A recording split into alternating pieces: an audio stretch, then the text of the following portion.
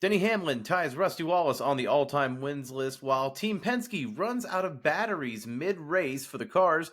Let's recap the rest of the weekend action from Martinsville in NASCAR. Welcome back to the Breaking Bob channel. Hope y'all are doing well. The checkered flag just flew in Martinsville, Virginia for the Cookout 400. Denny Hamlin is your winner. Spoiler alert there.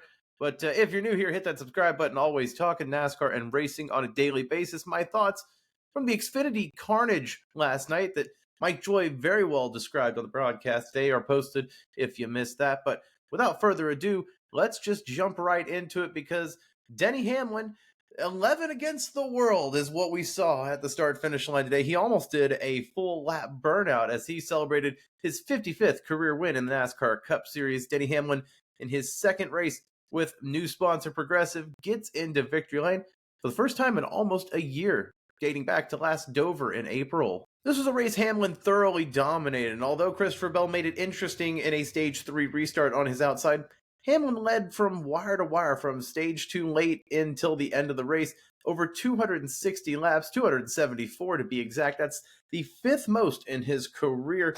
A dominant performance at Martinsville for a track he's really good at, but hadn't won in over a decade. So yes, Denny Hamlin's last win was Chase Elliott's Cup Series debut at Martinsville. That's how long it's been. So it was a long time coming. Hamlin has been really nails on short tracks in NASCAR recently. Of course, winning at Bristol last April and Dover. He won at Richmond as well. And then you look at this track, it's very up his wheelhouse. He's very good at it. Nearly won a few years ago before Alex Bowman took him out. And, he had that nose-to-nose confrontation at the start-finish line with their cars. But very exciting for Denny Hamlin fans to see their driver back in victory lane under the new Progressive digs, no less. Fairly straightforward race, much better than the last Xfinity race last night, but regardless, over 10 cautions, although it just felt like anytime there was going to be some strategy where there was going to be multiple different cycles for pit road strategy, a caution came out, whether it was for an ill-timed wheel or an incident. It just felt like the race never was able to get a full flow to it. Even in the last 50 laps, there was only one change inside the top 10 for position. So it was very straightforward. I think the tire fall-off was not as much as we were expecting, even compared to the softer tire we saw back in the fall race at Martinsville. But alas, Denny Hamlin was the best car, and we wanted the best car to win last night at Martinsville, I think, with Taylor Gray. We didn't get that, so at least it's a breath of fresh air for him. And for Denny Hamlin fans, it's exciting because not only do you break that win streak, it's going back almost a year, but again, in the new sponsorship with Progressive, a new crew chief with Chris Gale after Chris Gabehart going and moving up to the competition director side of Joe Gibbs Racing. That was a big hole for that 11 team. So for him to get into victory lane already with Chris Gale, now they can move on to playoffs now, stacking stage wins, playoff points. They already got one today in Stage 2. Now the 11 team can focus on the future, and that's really massive for them. Hamlin, of course, winning Stage 2, like I said. Joey Logano taking Stage 1, and this was the first top 10 of Joe Logano's season as he looks to defend the championship he won last year in Phoenix. It's a rough start so far, but he finally gets that top 10. It looked like he was going to lose it there after losing track position in Stage 3, but battled his way back. And like I said, there was one change inside the top 10 in the last 50 laps. It was Joey Logano going from, I think it was 11th or 12th, to the 8th place finish of his day. Although when I think about Joey Logano's day, I really compare it to Josh Berry. That really could have been Josh Berry's day where he could have won Stage 1. With 9 laps to go, Berry was leading Logano, and then a caution came out that caused a sprint for the finish to Stage 1. Berry and a lot of the field pitted. I don't understand why Josh Berry pitted. He's already won a race, so he should be accumulating playoff points and building for the future. Instead, he pitted with the rest of the field, had an incident where Bubba Wallace came out of his pits, hit him, and then Josh Berry's battery gave out on him, put him 2 laps down, and then just completely ruined his day. That should have been Josh Berry competing for a stage win right there. Instead, it was Joey Logano who ultimately turned it into a top 10 result. Yes, when he restarted Stage 2, he was back in the 20s. That could have been Josh Berry, but Josh Berry's day was ruined because they pulled him down pit road. I don't understand drivers who are already in the playoffs battling for positioning throughout the race. Go for playoff points. Those are what are going to actually accumulate. It's just, maybe I'm overthinking it, but I feel like Joey Logano's day was what could have been what Josh Berry was. But anyway, it was a frustrating day for Penske overall. Josh Berry, his electrical issues Austin Cindric as well. Eventually, he was the only car that didn't finish because Penske didn't bring enough batteries to the track. They went through their battery quota, I guess, for the weekend. So Austin Cindric, his electrical issues completely ruined his day. Ryan Blaney was supposed to be the favorite coming into this weekend. You never really saw that raw speed at all this weekend for Ryan Blaney. Really, Penske, I know Joe Logano at least gets that top 10 monkey off of his back, but it just feels like Penske, once again, another weekend that they're leaving the track scratching their head with more questions than answers. One driver that's for once not leaving the track steamed is Ty Gibbs, and yes, he is a little irked with Tyler Reddick. You could see them talking after the race on pit road. Reddick spun Ty Gibbs in the middle of stage 3. Ty Gibbs was running 9th, 10th in stage 3, got spun, battled his way back to 13th, got his way back to Reddick's bumper, got around him, wasn't able to get past that, but listen, after the last few months, Ty Gibbs just needed a result where even with some adversity, he was able to battle his way back through the field, showed really good speed through practice, through qualifying, through the whole weekend.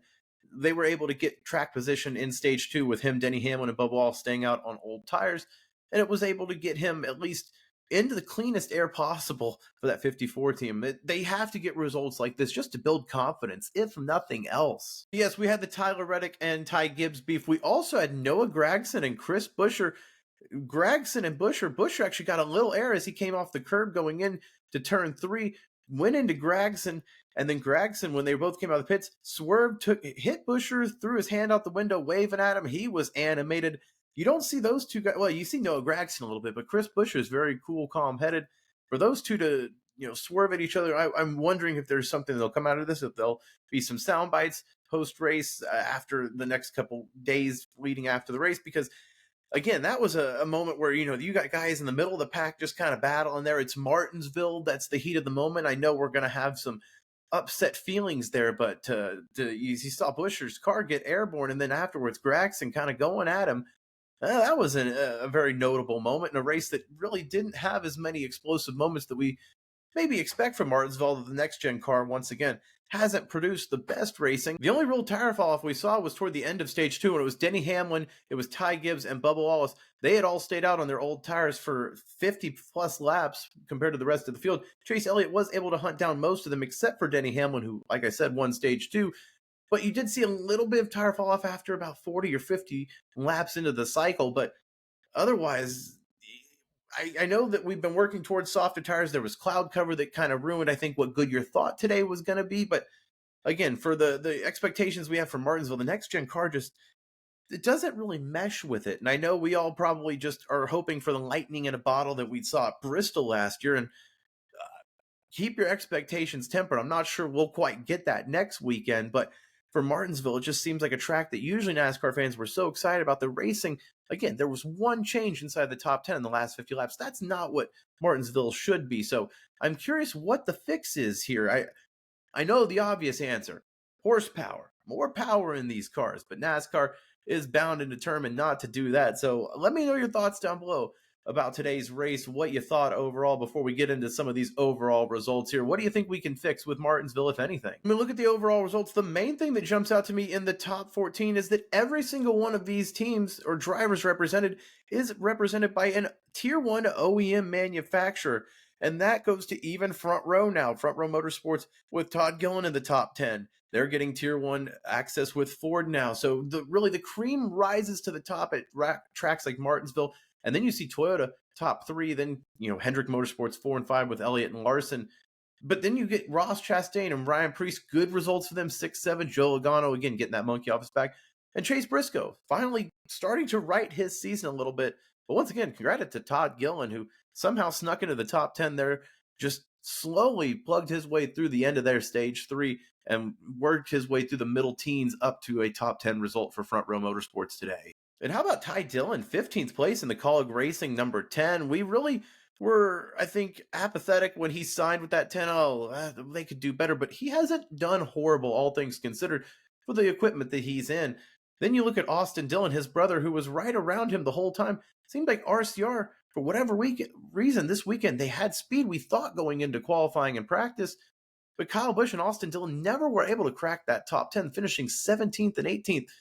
And just really, when you look at RCR on the Xfinity side, They're really, really strong week in and week out. You had Austin Hill winning the Xfinity race in controversial fashion on Saturday.